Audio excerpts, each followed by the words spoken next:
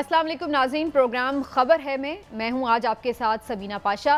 Programme का आगाज़ इस अफसोसनाक खबर के साथ कि सईद काजी साहब जो कि इस प्रोग्राम के रेगुलर होस्ट हैं, उनके भाई का इंतकाल हो गया है अलालत के बाइस, और उस पर हम सब अफसरदा भी हैं, रंजीदा भी हैं। अल्लाह ताला उनके भाई की मग़फ़िरत फरमाए, उनके लिए दुआ गो हैं। लेकिन इसी बाइस आज सईद काजी साहब जो है ये प्रोग्राम होस्ट नहीं कर रहे, तो इसकी ज़िम्मेदारी आज मुझ पर है। आज प्रोग्राम में बहुत से अहम मौज़ूआत हिस्सा रहेंगे जनाब डिस्कशन का, लेकिन आपको मैं बता दूं कि सबसे पहले कुछ बात करेंगे हम परवेज़ इलाही साहब से मुतल्लिक। परवेज़ इलाही साहब के हवाले से खबरें हैं, पहले उन्हें रिहा किया गया और उसके बाद फिर से उनकी गिरफ्तारी अमल में आई है। कल अहम एक मुलाकात भी हुई है चौधरी शुजात हुसैन साहब के साथ उनकी जेल में। तो खबरें क्या हैं, क्या वो वापस काफ लीग ज्वाइन करेंगे या नहीं करेंगे, उनका फ्यूचर क्या है, मुकदमात किस नौयत पर, इस पर भी बात होगी। फिर अदालत से जुड़ी एक बड़ा अहम खबर जो है आज वो डिस्कस करेंगे जनाब के जस्टिस काजी फायज ईसा साहब को तैनात कर दिया गया है as a chief justice of Pakistan. अगरचे वो भी चार्ज नहीं संभालेंगे, वो तो जो मौजूदा चीफ जस्टिस है उमर अता बंदयाल साहब, जब उनकी रिटायरमेंट होगी, जो उनकी आईनी मुद्दत पूरी होगी, उसके बाद ही वो चार्ज संभालेंगे। लेकिन इसका ऐलान पहले क्यों किया गया, इसकी क्यों पहले से बाकायदा मंजूरी दी गई है, बड़ा सिग्निफिकेंट है ये, इसके ऊपर थोड़ी बात होगी। और इसके साथ साथ जो सियासी महाज पर हम एक नया रंग देख रहे हैं इस वक्त हुकूमती इत्तेहाद में, यानी पीपल्स पार्टी और PMLN की छोटी मोटी नोक झोंक और झड़पें जो हैं जिसको कहा जाए वो शुरू हो गई हैं। तो पीपल्स पार्टी और PMLN की ये लड़ाई क्या जेन्युइन है, किस वजह से है, क्या इनके आपस के तहफ़्फ़ुज़ात हैं और ये लड़ाई किस नहज पर जा सकती है, थोड़ा इसका भी जायज़ा लेंगे। पीपल्स पार्टी क्या कोई सरप्राइज़ देने जा रही है PMLN को, और लास्टली बात करेंगे जनाब माशी बहाली के प्लान से मुतालिक। बड़ा इंपॉर्टेंट है इस वक्त, जो पाकिस्तान में इस वक्त आप जानते हैं मईशत का क्राइसिस है वो इंतहाई बढ़ता चला जा रहा है। IMF का पैकेज हमें अभी तक नहीं मिल सका, तो उसके बाद अब प्लान B क्या है, ये एक बड़ा सवाल है। इसके ऊपर कुछ इनसाइड इन्फॉर्मेशन भी आपके साथ शेयर करेंगे। आप सबको खुशामदीद, और मैं जल्दी से मेहमानों का तारुफ बता दूँ।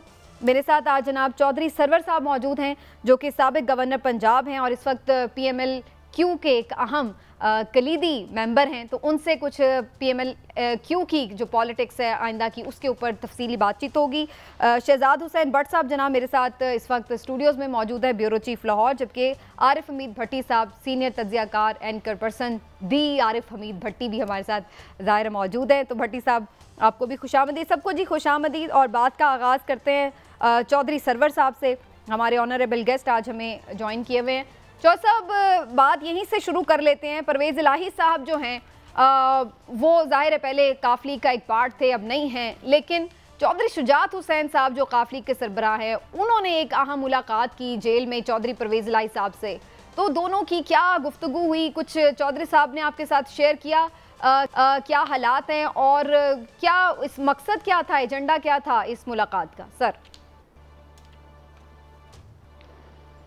देखें, जो आपको मालूम है कि Chaudhry Shujaat Hussain is a very kind और केयरिंग पर्सन हैं, और अगरचे परवेज़ इलाही साहब उम्र से चौधरी शुजात हुसैन से बड़े हैं, लेकिन हमेशा चौधरी शुजात हुसैन साहब ने फैमिली के हेड के, फैमिली के सरबराह के तौर पर अपना रोल जो है वो अदा किया है। तो जाहिर है कि ये एक खूनी रिश्ता है, और उनकी गिरफ़्तारी की वजह से और उनकी सेहत के हवाले से उनको परेशानी थी, और इसी बना पर वो जेल से उनसे मुलाकात करने के लिए गए हैं। सालक हुसैन साहब भी उनके साथ थे। तो मेरी तफसीली सालक हुसैन साहब से भी बात हुई है और चौधरी शुजात हुसैन साहब से भी बात की है। उनके सेहत के हवाले से बात की गई, और ख़ानदानी जो बातें हैं वो ही। तो क्या पता चला चौधरी साहब, कैसी सेहत है उनकी, कैसी सहूलियात उन्हें मिली हुई हैं, क्या बताया चौधरी परवेज़ इलाही ने चौधरी शुजात हुसैन साहब को? उन्होंने कहा कि उनके पाँव जो हैं वो सूजे हुए थे और उनकी सेहत जो है वो काफ़ी वो परेशान थे, लेकिन ऐसी बातों में कोई सदाकत नहीं है कि किसी ने उनको पार्टी में शामिल करने की ख्वाहिश का इज़हार किया हो, या उन्होंने परवेज़ इलाही साहब ने पार्टी में आने का जो है वो कोई ऐसा इरादा किया हो या बताया हो। सिर्फ ख़ानदानी हवाले से एक जो है वो सिर्फ उनके साथ गैर सियासी जो है वो मुलाकात थी। ठीक, चौधरी साहब साथ रहिएगा। भट्टी साहब और चूंकि भट्ट साहब भी मेरे साथ है तो मैं इस एक पॉइंट पे ज़रूर बात कर लूँ, फिर मैं काफिले की जो ओवरऑल आगे की सियासत है उस पर आपका ज़रूर पॉइंट ऑफ व्यू लूँगी। लेकिन भट्टी साहब, आपकी ज़ाती राय क्या है, और जो आप तक भी खबरें पहुँच रही हैं, क्या वाकई परवेज़ इलाही साहब इस बात पर सोच रहे हैं कि उन्हें काफिले दोबारा ज्वाइन कर लेनी चाहिए? बिस्मिल्लाहिर्रहमानिर्रहीम। समीना, चॉइस सरवर साहब चंद आदमी है जिनको मैं बड़े भाइयों जैसा समझता हूँ और इन्होंने हमेशा हमसे बहुत ज्यादा प्यार किया। और पीटीआई की अगर जिंदगी में एक गलती है कि उन्होंने इन जैसे आदमी से काम नहीं लिया। लेकिन मेरी इतला है कि चौधरी शुजात साहब के मिलने से पहले फोन पे बात हुई, घर मामला काफी हद तक सेट हो चुके हैं। लेकिन इससे पहले मैं ज्यादा टाइम नहीं लूंगा। चॉइस सरवर साहब के होते हुए ये आज भी हीरो हैं हमारे। सिर्फ मैं चॉइस साहब ये गुजारिश करना चाह रहा हूँ, क्या आप 8 अक्टूबर को इलेक्शन होते हुए देख रहे हैं और किन जमातों का इत्तेहाद देख रहे हैं? भट्टी साहब, बहुत ये अहम सवाल जो है वो आपने उठाया है। मेरे अपने ख्याल में तो मैं समझता हूँ कि सियासी पार्टियाँ जो हैं अपने अपने इंतखाबी निशान पर, अपने अपने मैनिफेस्टो पे, अपने अपने मंशूर पे इलेक्शन जो है वो लड़ेंगी। चंद सीटों पे इक्का दुक्का हियर एंड देयर अगर कोई सीट एडजस्टमेंट हो जाए तो ये एक पॉसिबिलिटी है। लेकिन ओवरऑल मैं समझता हूँ कि सारी सियासी जमातें जो हैं वो भरपूर तरीके से इंतखाब में हिस्सा लेंगी। ये बड़ा इंपॉर्टेंट है जी, इलेक्शन हो रहे हैं या नहीं, और फिर कौन किस तरह से एडजस्टमेंट करेगा, तफसीली इस पर हम आगे चल के बात करते हैं। एक छोटा सा ब्रेक लेते हैं, अजान ब्रेक है जी, उसके बाद आते हैं हमारे साथ रहीना जी।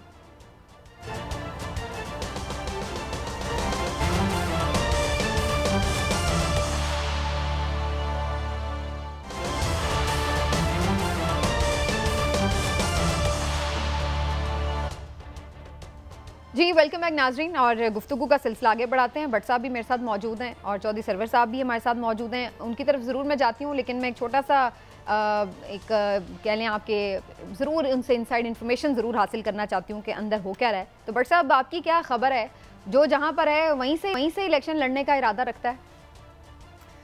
देखें, इस वक्त जो जहाँ है वो वहीं इलेक्शन लड़ता है या नहीं लड़ता।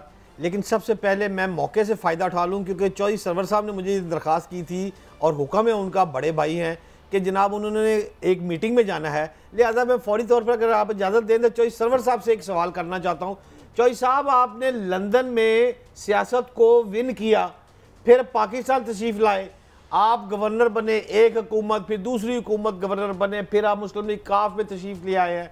तो अब फिर कोई गवर्नर बनने का मूड है, कोई सियासी या मुआशी प्लान आपके पास है? ये आखिर क्या मामला क्या है? अब आप तीसरी पार्टी में आ गए, इस पर कोई रहनुमाई फरमाएं। ये बहुत अहम सवाल जो है वो आपने किया है। देखिए, मैं बरतानिया में बहुत अच्छा पॉलिटिकली भी बहुत अच्छा सेटल था और बिज़नेस के लिहाज से भी माशाल्लाह अल्लाह का शुक्र था।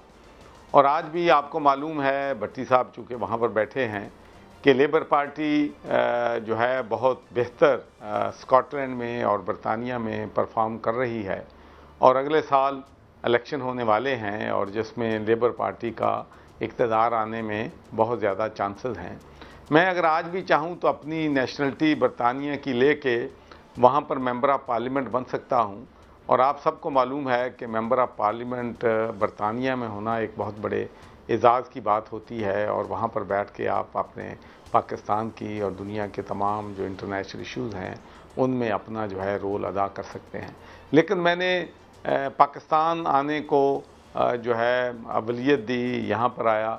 लेकिन बदकिस्मती से पार्टियों में मैं ये कहता हूँ कि पार्टियों में जमहूरियत नहीं है, पार्टियों में अकाउंटेबिलिटी नहीं है, पार्टियों में बदतरीन किस्म की बादशाहत है और इस बादशाहत ने पार्टियों को भी नुकसान पहुंचाया है और मुल्क को भी नुकसान पहुंचाया है। तो जहाँ तक मुस्लिम लीग नून का ताल्लुक है, उनको तो सच्ची बात है छोड़ने का मकसद जो था ये था कि मैं भी बहुत से पाकिस्तानी पूरी दुनिया में उनका एक ख्वाब था कि हम नया पाकिस्तान बनाना चाहते हैं, हम मुल्क से गुर्बत का खात्मा करना चाहते हैं। बिल्कुल, और वो आपको लगा कि वो नहीं हुआ, लेकिन चौधरी साहब तो ये सारे ख्वाब थे। ठीक, लेकिन आपने अभी बादशाहत की बात, तेजी ले आता हूँ इसमें। तो उन ख्वाबों की तकमील के लिए मैं अपनी जो पॉलिटिकल जो है रिश्ता था या ताल्लुक था नून से, वो तोड़कर तहरीक इंसाफ में आ गया। और मेरा ख्याल है भट्टी साहब से ज़्यादा कोई नहीं जानता, क्योंकि हर बात मैं दिल की इनसे कर लेता था कि कितनी मुझे फ्रस्ट्रेशन थी कि वहाँ पर ना गुड गवर्नेंस थी, ना वहाँ पर अदल इंसाफ था, और यहाँ तक कि डिप्टी कमिश्नर और एसपी और ब्यूरोक्रेसी के ओहदे जो हैं वो उनकी मंडी लगी हुई थी। तो मैं जहाँ तक मुमकिन था अपना रोल अदा किया, लेकिन बदकिस्मती से वहाँ पर भी इख्तलाफ राय जो है वो बर्दाश्त नहीं होता। काश जो लोग अब सारी बातें जो हैं वो कह रहे हैं कि जी असम्बलियाँ जो हैं वो तोड़नी नहीं चाहिए थी, ये जो है नेशनल असम्बली से रिज़ाइन नहीं करना चाहिए था, फ़ौज के साथ कन्फ्रंटेशन का माहौल नहीं पैदा करने चाहिए था, तो काश उस वक़्त जब मैं कहता था तो उस वक़्त दूसरे साथी भी खान के सामने खड़े हो जाते, तो आज ना तहरीक इंसाफ पे बुरा वक़्त आता, ना तब आपका मशवरा नहीं सुना गया। लेकिन अब क्या आपको महसूस होता है चौधरी साहब, ये काफ लीग में कितनी जमहूरियत है, यहाँ आप मुतमईन हैं काम करने का, आपको कितना इख्तियार मिला हुआ है? और फिर ये भी कि क्या अब ये किंग्स पार्टी नहीं, अब तो ऐसा लग रहा है कि किंग्स पार्टी कोई और बन गई है। कभी एक ज़माने में काफ लीग थी किंग्स पार्टी। देखिए, ये तो वक़्त के साथ साथ चीज़ें जो हैं वो बदलती रहती हैं। मैंने जब इस पार्टी में आया था तो उस वक्त भी मैंने कहा था कि मैं पाकिस्तान में एक पार्टी को जमहूरी पार्टी जो है बनाना चाहता हूं, और सबसे अहम बात यह है कि तमाम जो सियासी पार्टियां हैं उनकी अव्वलीन तरजीह ये होनी चाहिए कि जब वो हुकूमत में आने से पहले अपनी तैयारी करें। तो हम इंशाअल्लाह, मैं आपको बताना चाहता हूं कि हमने लीगल रिफॉर्म्स पे काम शुरू कर दिया है, और डॉक्टर शकील ठाकर साहब जो कि PhD इन क्रिमिनोलॉजी हैं, और उनके साथ और बहुत से PhD इन शरिया, PhD इन लॉ, रिटायर्ड जजेस, रिटायर्ड पुलिस ऑफिसर पे बेस्ड एक कमेटी बनाई है जो पुलिस रिफॉर्म पे, जुडिशरी रिफॉर्म पे, प्रोसिक्यूशन पे, अदालती इस्लाहात पे काम जो है कर रही है। इसी के साथ साथ हमने एनर्जी, चूँकि बहुत बड़ा मसला है, एनर्जी पे काम करना जो है वो शुरू कर दिया। और मैं समझता हूँ कि ये हुकूमत ने, जो आपने अपने इंट्रोडक्टरी रिमार्क्स में बात की है कि हुकूमत ने जो एक प्लान जो है माशी मंसूबा बनाया है कि IT जो है उसको किस तरीके से बेहतर किया जा सकता है, माइन और मिनरल्स जो हैं उनको कैसे इम्प्रूव किया जा सकता है, एग्रीकल्चर जो है उससे पूरा फुल पोटेंशियल कैसे लिया जा सकता है, तो यही इशू है। अगर इन हम इशू को एड्रेस कर लें, और पॉलिटिकल जो अदम इस्तेहकाम है, अभी ये जो हुकूमत है इसके साथ कैसे मामला चल रहे हैं, कोई इनको आप मशवरा दे रहे हैं कि टाइम से इलेक्शन करवा लें तो फ़ायदा है, या आपके ख्याल से जो एक ख्वाहिश है कि जी लेट हो जाए? जी सर। हुकूमत में तो मैं काफ़ी महीनों से अब जो है मुस्लिम लीग काफ का हिस्सा हूँ, तो अभी तक मुझसे तो किसी सिलसिले में मुशावरत जो है वो नहीं की है। तो जब मैं गवर्नर था उस वक्त ये लोग मुशावरत नहीं करते थे, तो अब क्या यहाँ पे भी यही हो रहा है, ये तो सही नहीं करनी है। चौधरी साहब, इससे पहले कि आरिफ साहब आपसे, मैं समझता हूँ, इससे पहले कि आरिफ साहब आपसे सवाल करें, मैं एक छोटा सा आपसे ये सिर्फ पूछना चाहता हूँ, आज फ़ायदा ले रहा हूँ, आपने मुस्लिम लीग नून छोड़ी और PTI छोड़ी, कौन सी एक ऐसी बात नून लीग में थी और PTI में कौन सी एक ऐसी बात थी जिस पर आपने फैसला कर लिया था कि अब मैं इन दोनों पार्टियों को छोड़ूंगा? एक एक बात दोनों की बता दें, फिर आरिफ साहब आपसे मुखातब हो जाएंगे। देखिए जी, जो नून लीग को सच्ची बात है छोड़ने का जो मेन वजह थी कि वो तो जो है वो एक ड्रीम, एक ख्वाब मुझे अल्लामा इकबाल का कायदे आज़म का नज़र आता था कि हम पाकिस्तान तहरीक में पाकिस्तान जाके हम अपने जो है जो पाकिस्तान को वो पाकिस्तान बनाएंगे जिसका ख्वाब कायदे आज़म मोहम्मद अली जिन्ना और अल्लामा इकबाल ने देखा। जहाँ तक एक मेन इशू जो हुआ था मेरा शहबाज शरीफ के साथ, वो पीने के साफ़ पानी पे था, क्योंकि मैं ये कहता था कि मैं एक फ़िल्ट्रेशन प्लांट जो है वो 15 से 20 लाख में लगवाता हूँ, और मेरे सारे फ़िल्ट्रेशन प्लांट जो हैं वो काम कर रहे हैं, हुकूमत 2 करोड़ पे लगाती है, फिर साफ़ पानी कंपनी बनाई गई, और उसकी जो हकीकत है वो आप सबके सामने है कि किस तरीके से साफ़ पानी कंपनी में किस तरीके से अरबों रुपया जो है वो हुकूमत का टैक्स पेयर्स की मनी जो है वो ज़ाय हुई।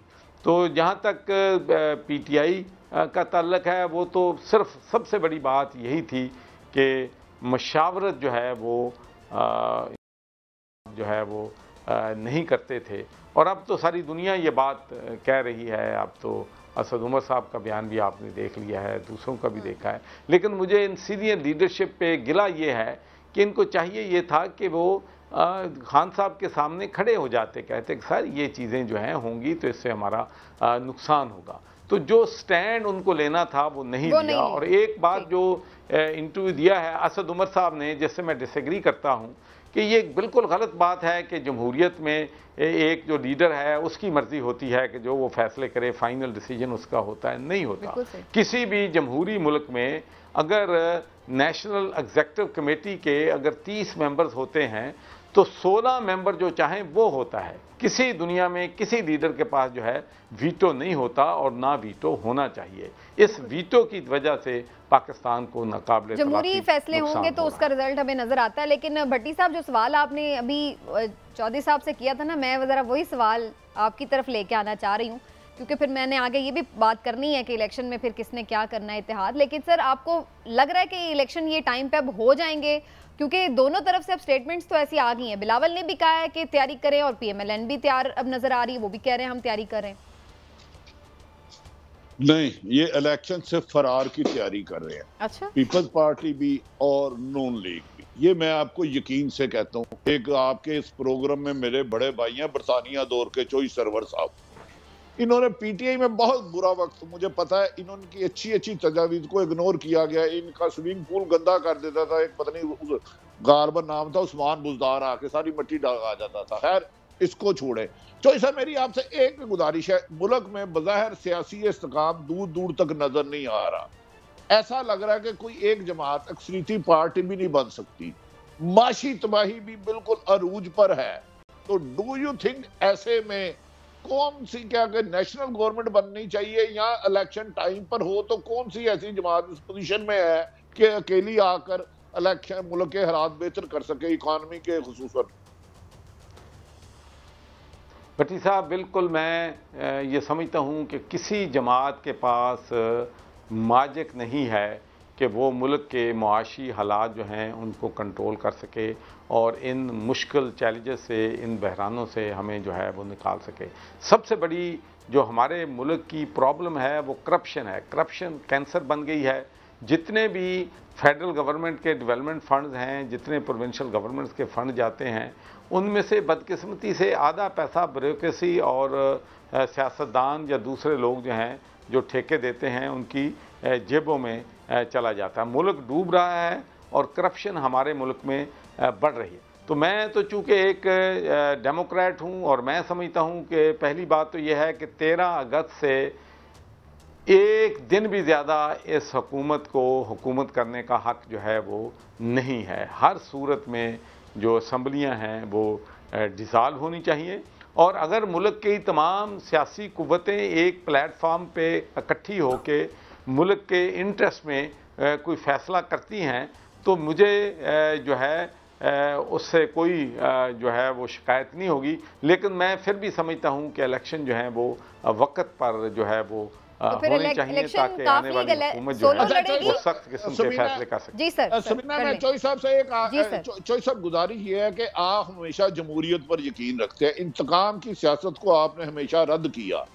मुबैना तौर पर तरीके इंसाफ कहते हैं उनके साथ चादर चार दीवारी पामाल की जा रही है, पकड़ा जा रहा है। आप इस बारे में क्या हुकूमत को कोई एडवाइस किया है कि वो इंतकाम की सियासत की बजाय मुल्क में जमहूरियत में इस्तेकाम लाएं? भट्टी साहब, आप इस बात के गवाह हैं कि मैं जब इंतकामी सियासत जो है हो रही थी PTI के ज़माने में, तो उस वक्त भी मैं उनसे कहता था कि भाई आप अपनी तवज्जो जो है वो गुर्बत के ख़ात्मे के लिए, तालीम को बेहतर पाने के लिए, लोगों को पीने साफ़ पानी देने के लिए, हेल्थ का निज़ाम बेहतर करने के लिए इन पे तवज्जो दें, अदारों पे छोड़ दें कि किसको करप्ट कहना है, किसको अदालत में लेके जाना है, किसको गिरफ़्तार होना है। सियासी जो है इसमें नहीं होना चाहिए। तो मेरा मौक़िफ़ जो है, कम अज़ कम मैं एक बात बड़े फ़ख्र से कह रहा हूँ कि पिछले 10 सालों में जब से मैं पाकिस्तान आया हूँ, कोई बंदा ये नहीं कह सकता मेरी किसी भी पॉलिसी पे कि मेरी पॉलिसी जो है कंसिस्टेंट नहीं है। तो मेरी पॉलिसी जो थी या सोच थी वो पीटीआई के ज़माने में भी थी कि विक्टिमाइजेशन नहीं होनी चाहिए, और अब भी मैं ये बिल्कुल बरमला कहता हूँ कि जो लोग 9 मई के वाक़े में मुलव्वस हैं, अगर किसी ने प्लानिंग की है, अगर किसी ने किसी लोगों को उकसाया है, जिन्होंने तोड़ फोड़ पे हिस्सा लिया है, उनके ख़िलाफ़ ज़रूर जो है एक्शन होना चाहिए, उनको कैफ़रे करदार तक पहुँचाना चाहिए। लेकिन किसी भी शख्स को किसी भी तरीके से पॉलिटिकल विक्टिमाइजेशन जो है वो बिल्कुल जो है वो नहीं होनी चाहिए, कि कोई किसी के साथ किसी किस्म की भी ज़्यादती जो है, मैं समझता हूँ कि महज़्ज़ब मुआशरे में वो नाकाबिले बर्दाश्त। ये आपने महज़्ज़ब मुआशरे की बात की है चौधरी साहब, तो मैं ज़रूर आपसे ये सवाल भी करना चाहूँगी। जैसे शाहिद खाकान अब्बासी और भी एक दो आजकल जो सीनियर सियासतदान हैं जो अपनी पार्टी से थोड़ी अलग भी लाइन ले रहे हैं, वो ये कहते हैं कि मौजूदा जो पाकिस्तानी सिस्टम है ये डिलीवर करने में नाकाम है, इसमें कोई भी डिलीवर नहीं कर पा रही पार्टी अगर इसी तरह ये सिस्टम चलता रहा। आपने बरतानिया के भी निज़ाम को बड़े करीब से देखा हुआ है, तो आपका क्या ख्याल है, क्या पूरी एक ओवरहॉलिंग की ज़रूरत है इस सिस्टम को, या फिर यहीं से ही हल निकल आएगा?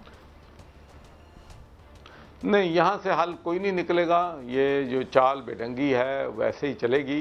तो मैं तो अब अपना मेरा 10 साल का पाकिस्तान में निचोड़ ये है इस बात का कि ये जो first pass the post system है, पार्लिमानी सिस्टम जो है, जो इलेक्शन जिस तरीके से होते हैं, जो इलेक्टेबल्स हैं, वही इलेक्टेबल जो भी नई पार्टी आती है इक़्तिदार में, वही इक़्तिदार में शरीक होते हैं।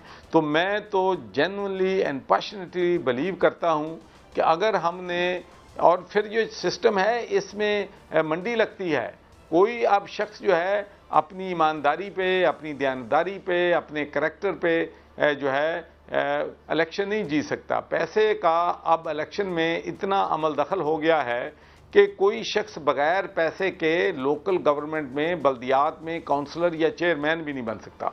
तो मैं तो पुरजोर तरीके से समझता हूँ कि मुतनासिब नुमाइंदगी जो है, प्रपोर्शनल रिप्रेजेंटेशन जो है, ये मैं समझता हूँ कि हमारे मुल्क के लिए नागज़ीर है, और इससे एस्टेब्लिशमेंट का जिसका रोना रोया जाता है उनका रोल भी खत्म हो जाएगा, इलेक्टेबल का रोल भी खत्म हो जाएगा, और जो सियासत में पैसा चलता है उसका रोल भी खत्म हो जाएगा। Very right. चौधरी साहब बहुत बहुत शुक्रिया sir, thank you so much आप वक्त दिया हमें प्रोग्राम के लिए। इंशाल्लाह फिर आपको कभी ज़हमत देंगे। इसी पॉइंट पर नाज़रीन एक ब्रेक लेते, ब्रेक से वापस आकर जो दीगर अहम इशूज़ हैं उन पर भी बात होगी। हमारे साथ रहिए।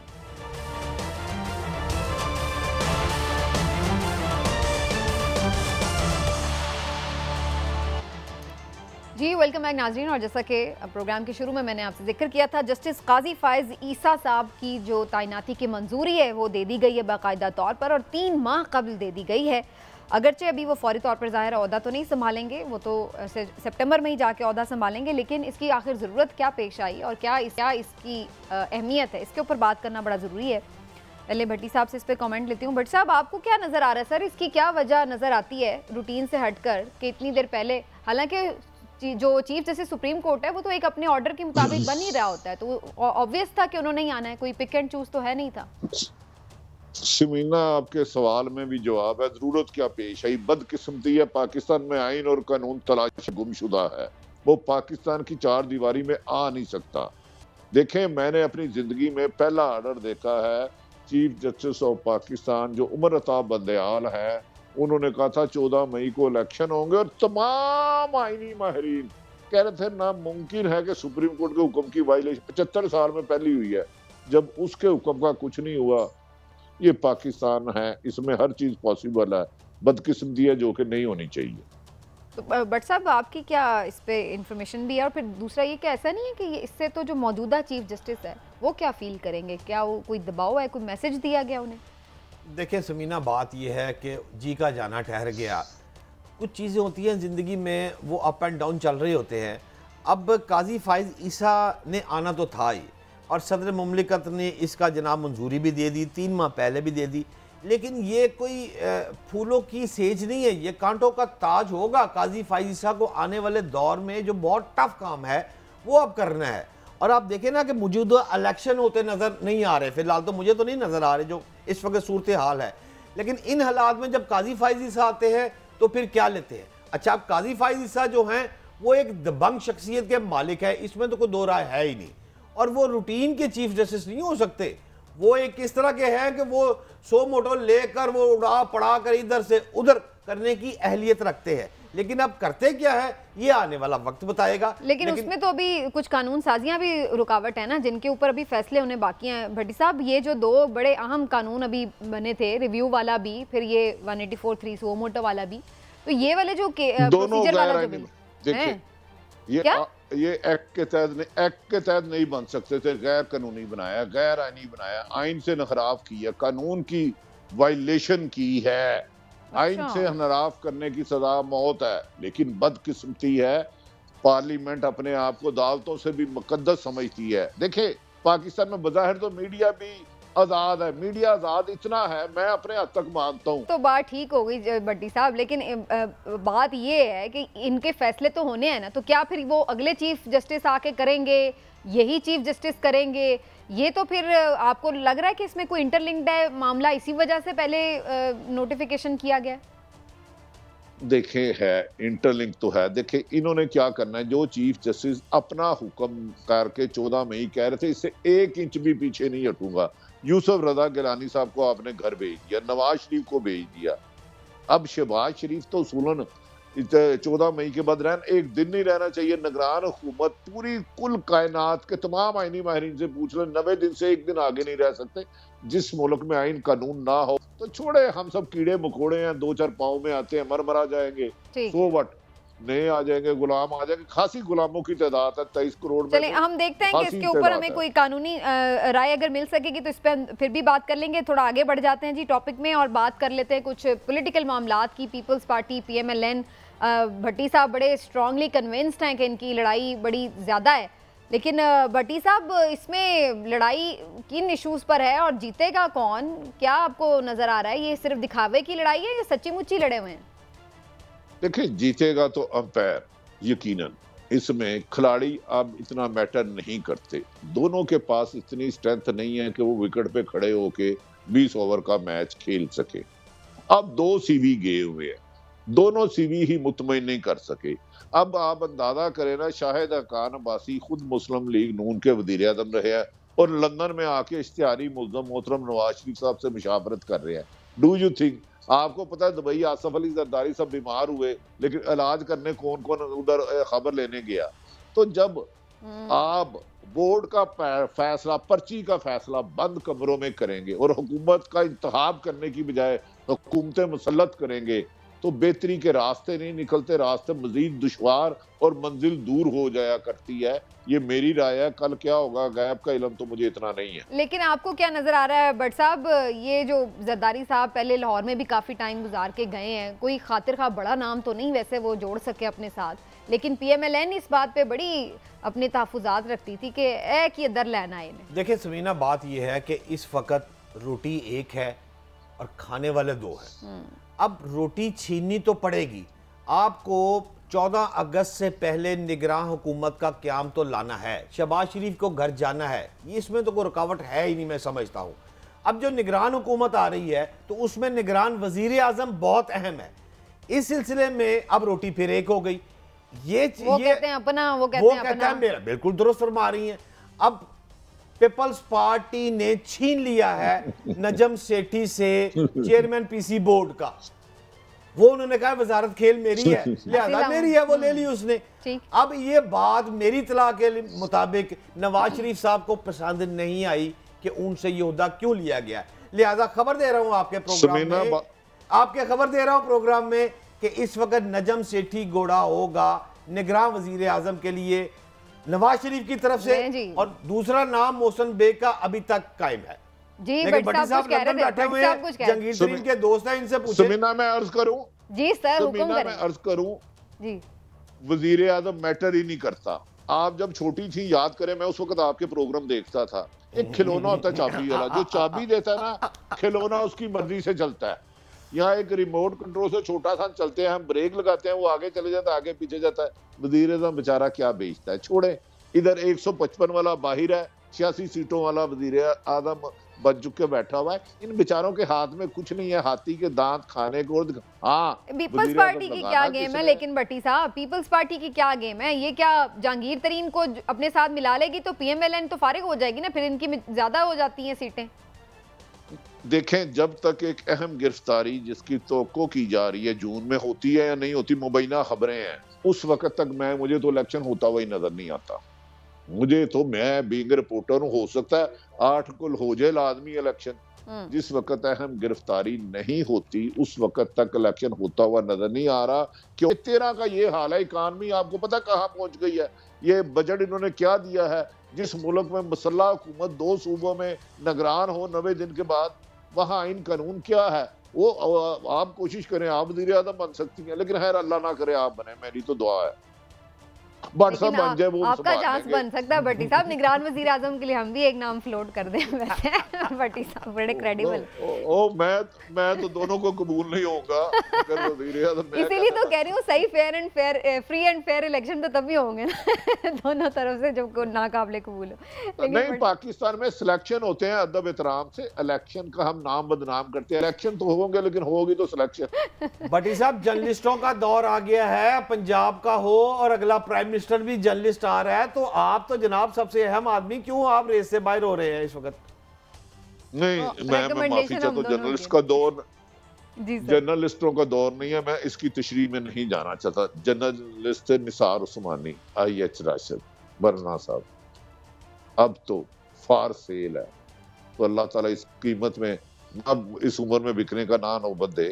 जानवर खरीदे जाके, इंसानों को खरीदना छोड़े। ये ठीक है, लेकिन भट्ट साहब आपको क्या नज़र आ रहा है? हम ये तो बात कर रहे हैं पीपल्स पार्टी क्यों ली, किससे इत्तेहाद बनाएगी, IPP किससे इत्तेहाद बनाने जा रही है, तो क्या PTI बिल्कुल आपको माइनस नज़र आ रही है इस इलेक्शन में? PTI का कोई धड़ा, कोई ग्रुप किसी फॉर्म में भी वो नज़र नहीं आ रही आपको? देखें, आप जो फरमा रही हैं उसका एक, अभी 2 मिनट पहले आरिफ साहब ने जो बात की थी ना कि मुमकिना इसी रवा माह के दरमियान बड़ी गिरफ्तारी, अब सारी सियासत उसी चीज़ पर है और उन्होंने एक लाइन में सारी बात बता दी है। मुझे तो समझ आ गई है कि ये पाकिस्तान की जो सियासत इस वक्त घूम रही है, ये एक गिरफ्तारी के पीछे घूम रही है। अब अगर वो गिरफ्तारी जून में होती है तो सियासत जो है वो पलट जाएगी। नहीं, मैं तो पार्टी वाइज बात कर रही हूँ ना, पार्टी तो बैन नहीं है ना, पार्टी तो अपनी जो जितने भी बेशक लोग चले भी गए फिर भी कुछ ना कुछ सूरत में मौजूद है। तो क्या भट्टी साहब बैन भी हो सकती है पार्टी, और फिर उसके बाद हम ये बात कर रहे होंगे कि अब किसने किसके साथ इत्तेहाद करना है, या किसी शक्ल, किसी फॉर्म, किसी ग्रुप में मौजूद होएगी? जी सर। देखें समीना, ये तो 14 महीने से कोशिश की जा रही है, लेकिन अवाम की इतनी मकबूलियत है कि वो कर नहीं पा रहे। देखें, नवाज शरीफ नाअहल है, लेकिन वो नून लीग वो ही चला रहे हैं। अगर ये पार्टी बैन नहीं करते और इलेक्शन शफाफ कराते हैं तो 2/3 मेजोरिटी, ये नोट कर ले आज का दिन। हाँ, रिजल्ट अनाउंस करना है, मुझे नहीं पता। बादियुल नजर में ये है कि अगर कोई बड़ी गिरफ्तारी होती है तो एक पार्टी के 3-4 बच्चे होंगे। अल्लाह ना करे ऐसा हो, क्योंकि मुझे मुल्क में उसमें बेहतर नहीं नजर आता। मुल्क में इस वक्त सियासी इस्तेकाम, माशी इस्तेकाम और हर हाल में आइन और कानून की हुक्मरानी चाहिए मुल्क को आगे। चलिए, अब लास्टली आखिरी स्टोरी है, उस पर भी मैं फटाफट कमेंट ले लूँ जी। बात हो रही है स्पेशल इन्वेस्टमेंट फैसिलिटेशन काउंसिल जो बनाई गई है। सर कह रहे हैं मुल्क की जो माशी सिमत है उसको दुरुस्त करना है और बड़े अहम उसमें फैसले लिए जा रहे हैं। तो भट्ट साहब, आपका क्या इस पर कॉमेंट है? फ़ायदेमंद होगा मईशत के लिए? देखें समीना, बात ये मुआशी, जी भट्टी साहब आप बात करें। जी सर, भट्टी साहब। नहीं भट्ट साहब, आप प्लीज बात कंप्लीट कीजिए। मैं ये अर्ज कर रहा था भट्टी साहब कि पाकिस्तान की जो समीना का सवाल है कि मुआशी हाली का जो कौमी प्लान है, ये असल में ये प्लान जो है ये प्राइम मिनिस्टर की ज़ेर सदारत गुज़श्ता रोज़ जो इजलास हुआ था उसकी कहानी है, जिसमें स्पेशल इन्वेस्टमेंट फैसिलिटेशन की बात जो है कौंसल का क़याम अमल में लाया गया है। असल में कहानी ये है कि IMF की तरफ से जब आपको नो हो रहा है और आपकी बात जो है वो नहीं चल रही, बेल मंडेर नहीं चल रही, और इसी रवा माह के दरमियान तो अख्ताम है। चलिए देखते हैं इस काउंसिल में क्या फैसले होते हैं। वक्त हमारा खत्म हो गया, तो इंशाल्लाह आगे किसी वक्त बात करेंगे इस पर। नाज़रीन, आज के प्रोग्राम से इतना ही। अपना ख्याल रखिए। अल्लाह।